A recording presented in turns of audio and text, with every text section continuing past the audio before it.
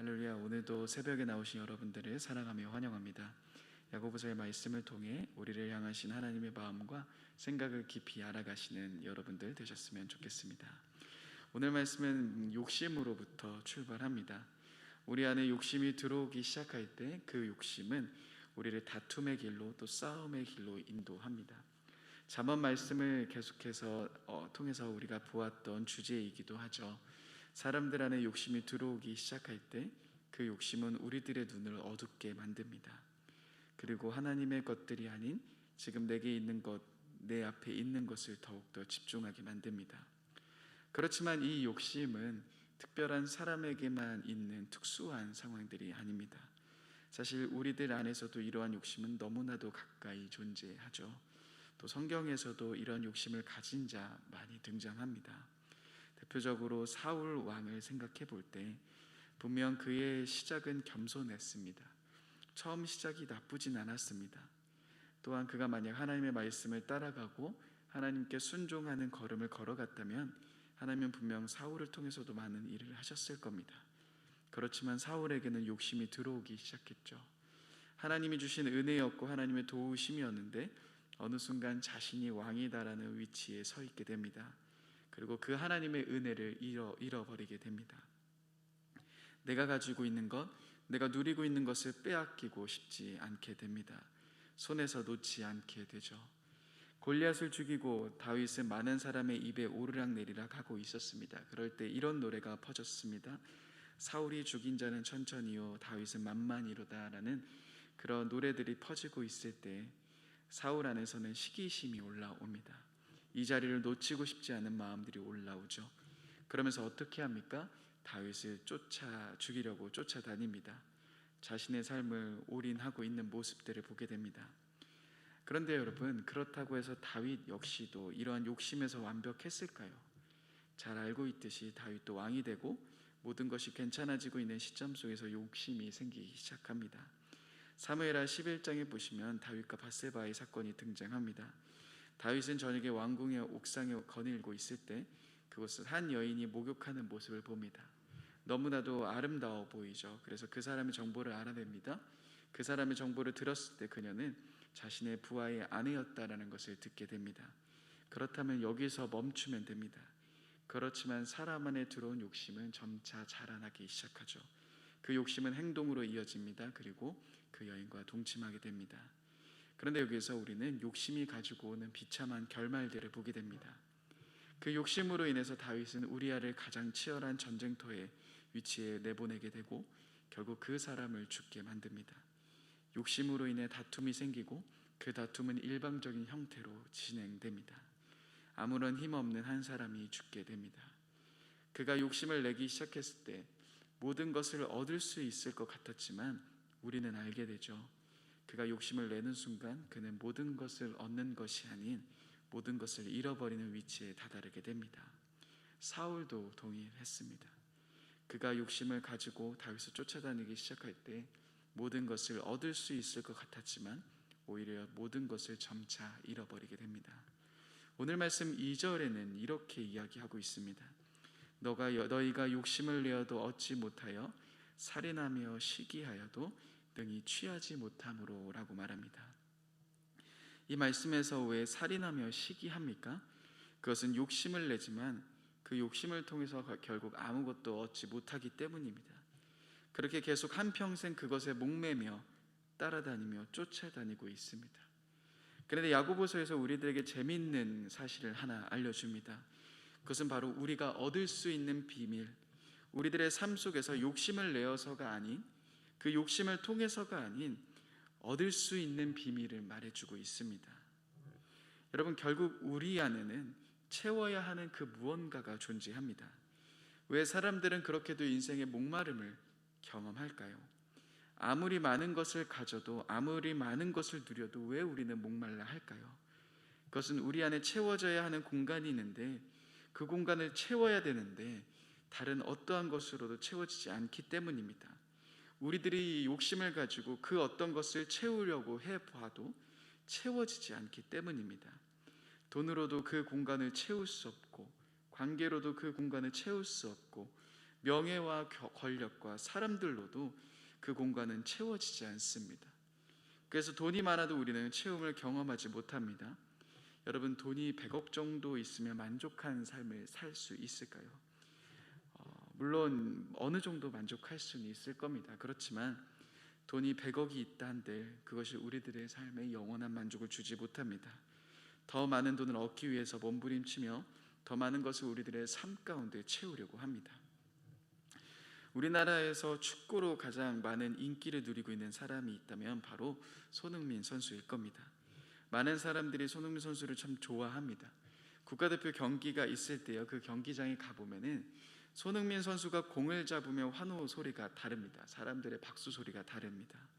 또 몸을 풀고 있을 때요, 사람들이 몸 푸는 장면만 보더라도 오 하면서 다들 막 환호성을 지릅니다.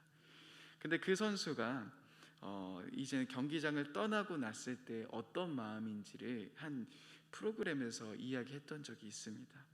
손흥민 선수가 박서준이라는 배우와 함께 고기를 먹으면서 대화를 하던 중에 그 이야기 속에서 참 충격적인 이야기들을 전합니다.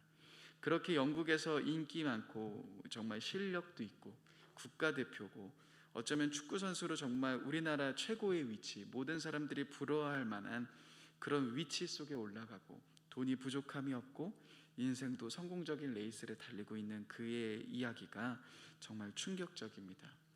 박서준과 배우와 이야기를 하다가 이런 이야기를 꺼냅니다. 경기를 마치고 그 함성 소리가 있는 곳을 떠나 집으로 돌아가면은 그렇게 마음이 공허할 수 없다라고 이야기합니다. 그 공허함이 밀려온다라고 이야기합니다. 사람들은 이해할 수 없을 것 같지만 그 공허함들이 자기에게 찾아오는데 그 공허함이 너무나도 힘들다라 이야기합니다. 그러자 옆에 있던 박서준도 어느 정도 동감합니다.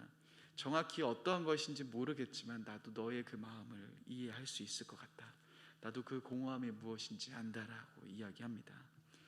우리나라에서 가장 높은 곳을 달리고 있고 또 어쩌면 많은 사람이 누리고 싶어하는 바로 그 위치에 있는 사람 역시도 정말 몇 안 되는 사람, 그 사람일지라도 그가 경기를 끝나고 돌아올 때마다 느끼는 공허함, 채워지지 않는 그런 부족함들을 느끼고 그 자리는 채워질 것 같은데 아무리 해도 채워지지 않는다 고백합니다. 여러분, 욕심이 정답이 아닙니다.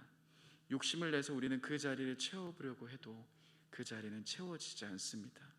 물론 여러분, 돈을 많이 벌 수는 있습니다. 욕심을 통해서 돈을 많이 벌 수는 있겠죠. 또 높은 곳으로 올라갈 수도 있을 겁니다. 내가 원하는 바를 이룰 수 있을 겁니다.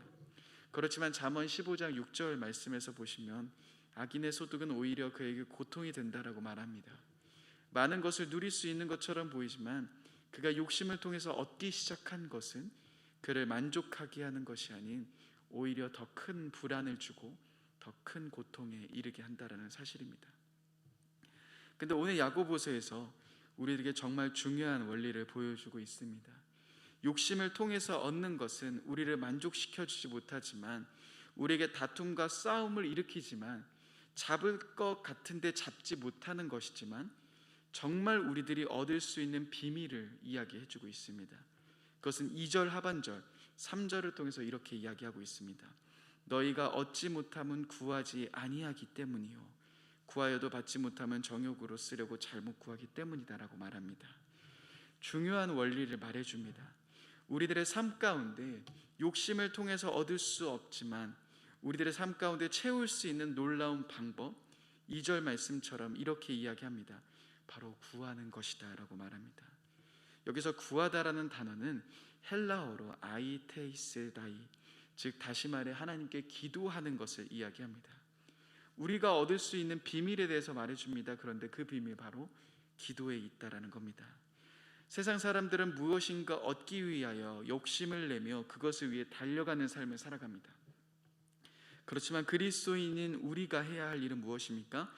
먼저 나의 모든 것을 의지하는 것이 아닌 하나님께 맡겨드리며 하나님께 구하는 삶을 살아가라는 겁니다. 즉 나의 이 부족한 부분을 채울 수 있는 분은 바로 하나님, 나의 유일한 공급자이시며 하나님이 나의 모든 것 되신다라는 그 고백으로부터 우리는 출발해야 한다는 겁니다. 그래야지만 우리들의 삶 가운데 그 부족함들, 채워지지 않는 그 부족함들이 채워질 수 있다라는 겁니다. 그래서 우리는 이 사실을 알고 기도하는 것이 중요합니다. 근데 여러분, 이 사실을 알고 많은 사람은 사실 기도의 자리로 나아갑니다. 내가 원하는 것을 달라고 하며 기도합니다. 하나님께 말씀드립니다. 그렇지만 참 어려운 것은 우리가 그 하나님이 나의 공급자 되신다라는 걸 알고 하나님이 나에게 채워주신다라는 것을 알고 기도하지만 이상하게 우리들의 삶 가운데 그 하나님의 공급하심을 경험하는 것이 참 어렵다라는 데 있습니다. 그래서 어떤 사람은 하나님은 나의 기도에 응답하시지 않는다라고 생각하며 나아가기도 합니다. 근데 여기서 왜 하나님이 잠잠하시는지에 대한 이유가 나옵니다. 우리들이 원하는 것이 있을 때 기도하는 것, 그 기도의 삶을 살아가는 것, 하나님이 나의 공급자이시며 하나님이 나를 채워주실 수 있는 유일한 분이다라는 것을 기억하는 것 너무 중요합니다. 그리고 그 삶을 구하는 삶을 살아갈 때 우리가 놓치지 말아야 할 매우 중요한 사실이 있습니다. 먼저 3절 말씀입니다. 3절 말씀 같이 한번 읽어보겠습니다. 시작. 구하여도 받지 못함은 정욕으로 쓰려고 잘못 구하기 때문이라. 새 번역에서 이 부분을 구하여도 얻지 못하는 것은 자기가 쾌락을 누리는 데 쓰려 하고 잘못 구하기 때문이다라고 말합니다. 하나님이 우리들의 공급자 되시며 하나님이 우리를 채워주실 수 있는 분이다라는 사실을 사실 하나님도 끊임없이 보여주길 원하십니다. 내가 너희의 공급자야, 내가 너희를 인도하는 인도자야, 내가 너희를 채워주는 채운자야 라고 이야기하길 원하십니다.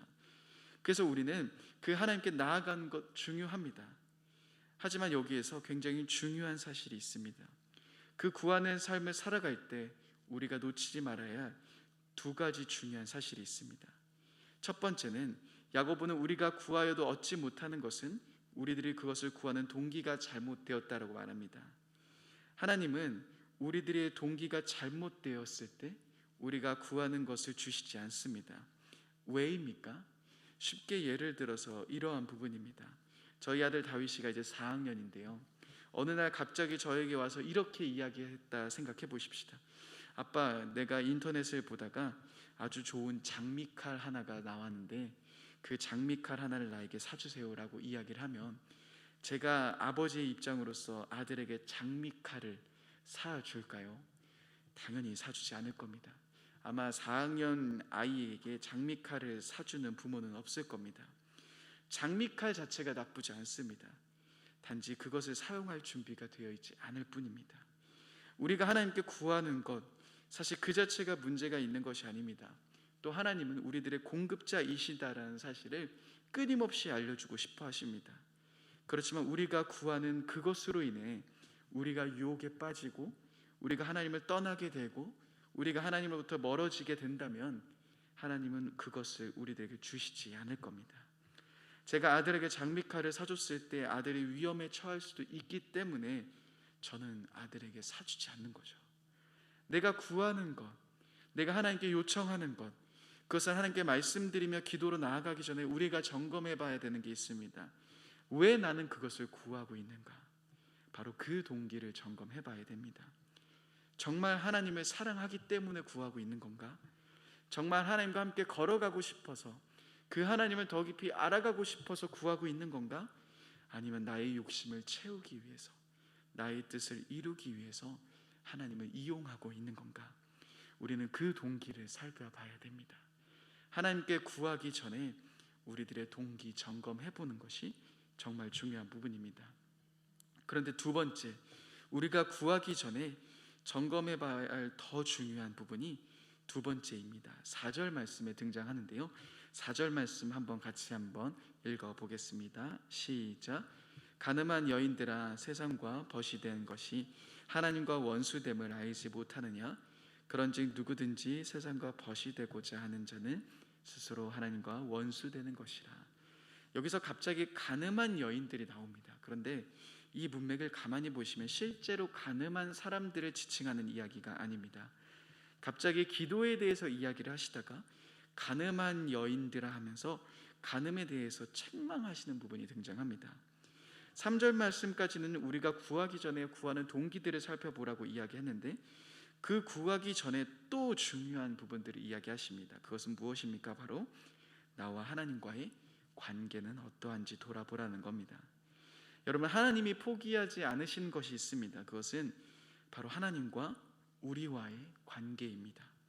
하나님은 이 관계가 어떠한지를 정확하게 하지 않으신다면 우리들의 삶 가운데 다음 단계로 넘어가시지 않습니다. 많은 사람은 이 관계를 제대로 세우지 않습니다. 나와 하나님과 어떠한 관계에 있는지 정확하게 생각하지 않고 그 관계를 정확하게 세우지 않고 무언가 이 땅에서 내가 해야 할 일이 있겠거니 내 삶 속에서 하나님을 위해 살아가야겠거니 하며 구호만을 가진 채 살아갑니다. 그렇지만 하나님이 양보하실 수 없는 정말 중요한 부분이 있다면 그것은 너는 하나님과 어떤 관계에 있는가? 나는 지금 하나님과 어떤 관계를 맺고 있는가? 바로 이 부분입니다. 구약 성경에서도 하나님은 그 백성과의 언약의 관계를 표현하실 때 남편과 아내, 즉 부부의 친밀한 사랑의 관계로 비유하십니다. 대표적으로 이사야 54장 5절에서 찾아볼 수 있습니다.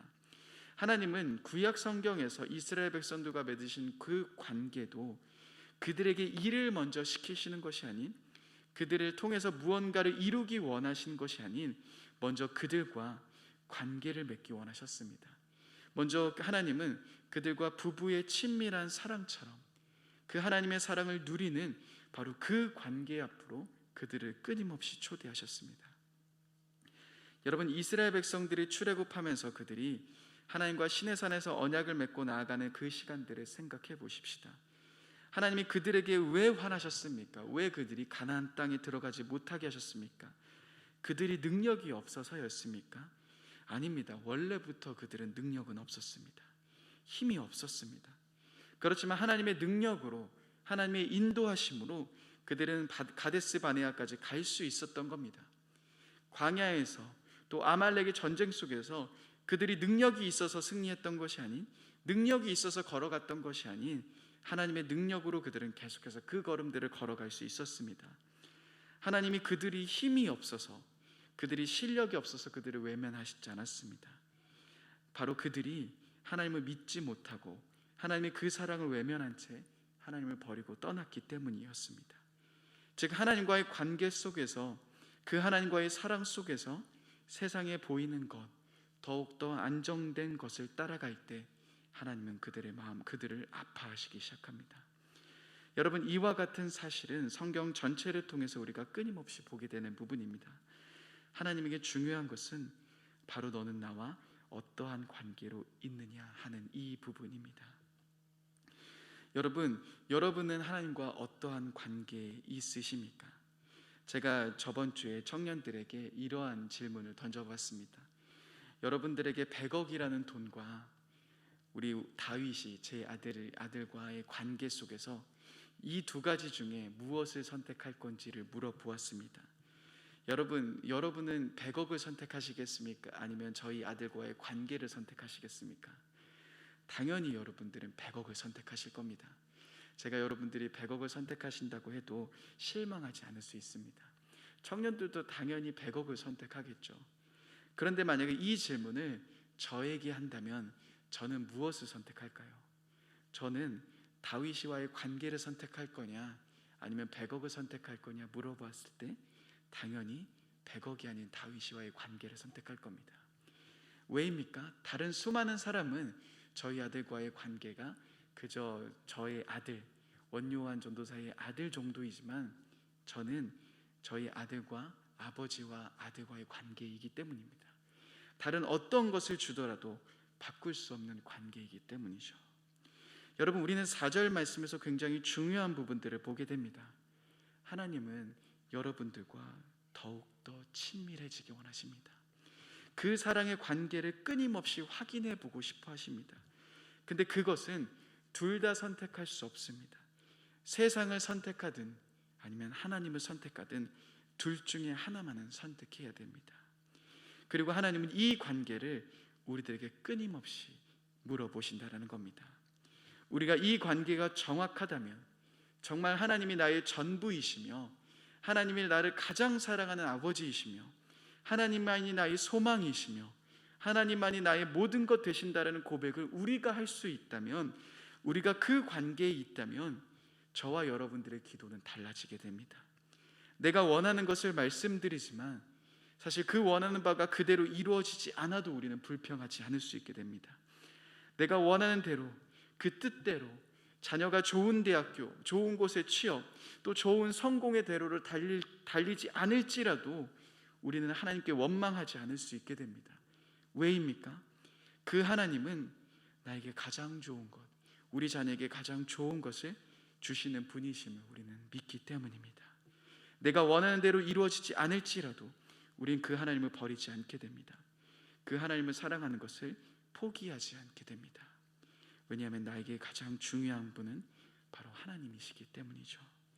사랑하는 여러분, 우리는 오늘 돌아봐야 합니다. 우리들이 기도하기 전에 점검해 봐야 되는 두 가지가 있습니다.